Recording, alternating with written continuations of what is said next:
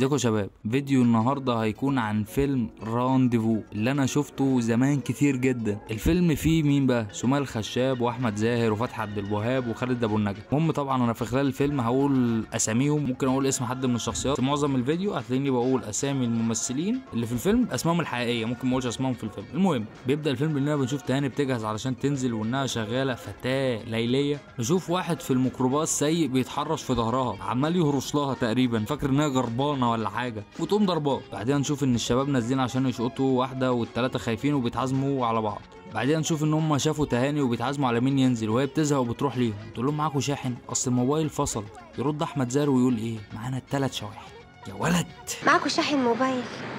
اصل الشحن بتاع تليفوني قاطع. معانا 3 شواحن. ياخدوها ويمشوا، ونشوف انها ماسكه العيال تريقه علشان باين انهم هبل فعلا. المهم بعدها بنشوف انهم بيتعازموا على مين يخش الاول. طب طالما انتوا كده يا جماعه ليه جايبينها؟ هو عبث وخلاص. بنشوف معتز بيقول لها ان هي ترقص لهم في الاول. شوف بقى معتز طلع والشاحن طلع بايظ، يقول لها ما تقولش لحد. يا حسرة قلبي عليك، كنت فاكرك سبع طلعت قطه لوك لوك لوك لوك وفعل مفيش. وينزل لاصحابه. وبعدين نشوف احمد زاهر طلع ليها وخايف برضه، قصته صعبه، ويقول لها انت كنت مع زمايلي وانا مش هعرف اعمل حاجه معاكي. نشوف انه عبيط اساسا. شوف الهبل.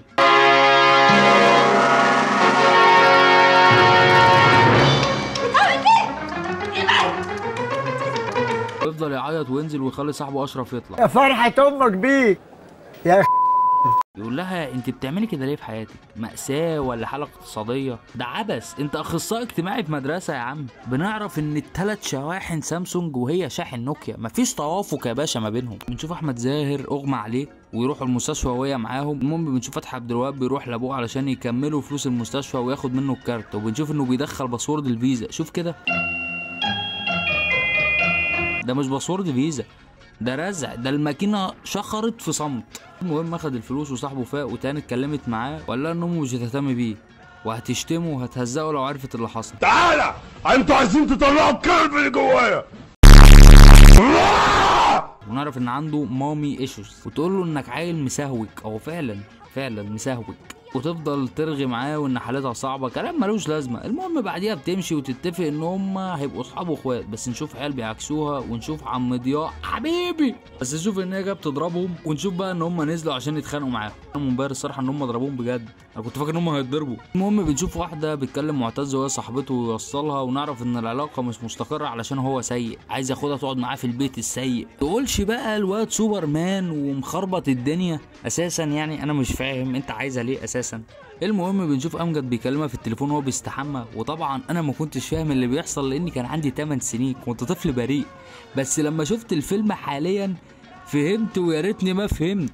الفيلم فيه كمية قذارة مش طبيعية. نشوف بعدها انها في نفس المكان وراحوا ليها تاني وخدوها تاني علشان معتز عايز يجيب صاحبته، خدوها وجابت واحدة صاحبتها معاهم. بعدين نشوف انهم ماشيين وموتوسيكل ماشي بيبص على الكاميرا. يا بيه بنصور ما تبصش.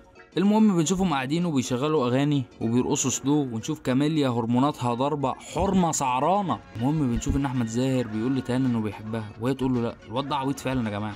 كاميليا بتقول له احضن كده، يقول لها نتعرف، تقول له انا واخده فلوس ولازم اشتغل بيها، هي دي الاصول. انت عمرك شفت دكتور اخد فلوس وما كشفش على العيان؟ يا سلام على المنطق وحب العمل، تبا ليك يا سعرانه. نشوف معتز بقى ذئب واتهبل، فتقوم البت صاحبته تسيبه وتمشي لان تفكيرك رجعي ومتخلف مع انك لابسه بنطلون. ويطلع وراها، بس نشوف ان ابوه جه، يطلعوا يستخبوا، ونشوف ان ابوه جايب واحده ذاك الذئب من ذاك ابن قاوه. وبعدها بيبقوا عايزين يمشوا بس ابوه يقفشهم. شوف ان ابوه شافهم وقعد يضحك لابنه. امي ابني امي ابني. يقول له كويس ان ليك اب بيسال عليك مش زيي. ابويا اقول له على اي حاجه يقوم مدهاني، وام اللي عايزه تخلع ابويا عشان تبقى ماشيه على الموضه. خالد ابو النجا يقول انه من عيله مترابطه، ولاد من الاخر عندها مشاكل عائليه يعني. ونشوف انهم بيتخانقوا علشان ويتفقوا انهم ما يقابلوش تاني. نشوف تاني رايحه مع واحد، واحمد زاهر يقول لها عايزك في كلمتين، تقول له انا ورايا شغل بس يصعب عليها وتروح معاه. احنا اللي كسبنا. تقول له انا مش هفضل احل في مشاكل غيري، انا كنت بنزل علشان الفلوس، ويديها الفلوس بس تديها له تاني.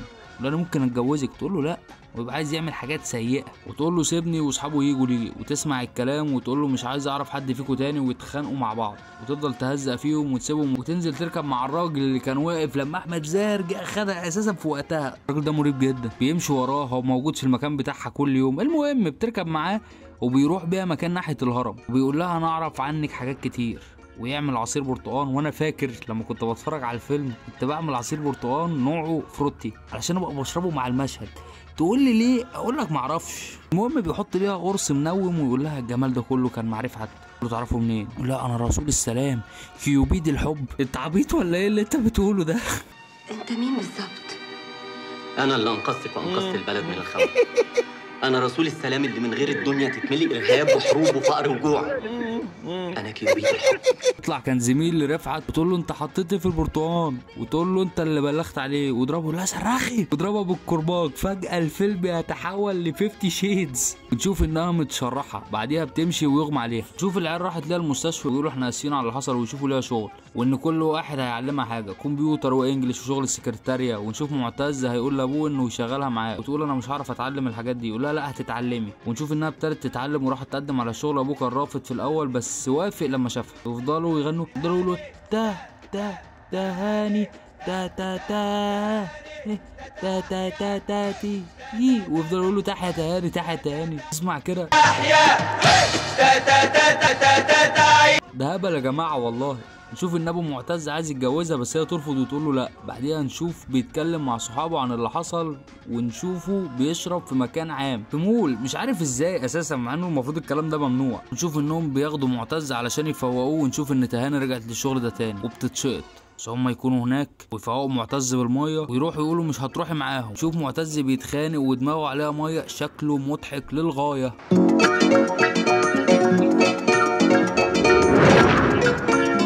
المهم بيضربوهم واغنيه رانديفو رانديفو شغاله، والفيلم يخلص. وفي النهايه الفيلم مش سيء للغايه، يعتبر كويس نسبيا. وفي الاخر ما تنساش تعمل لايك وشير وسبسكرايب لأول مرة تسمعني، وسلام.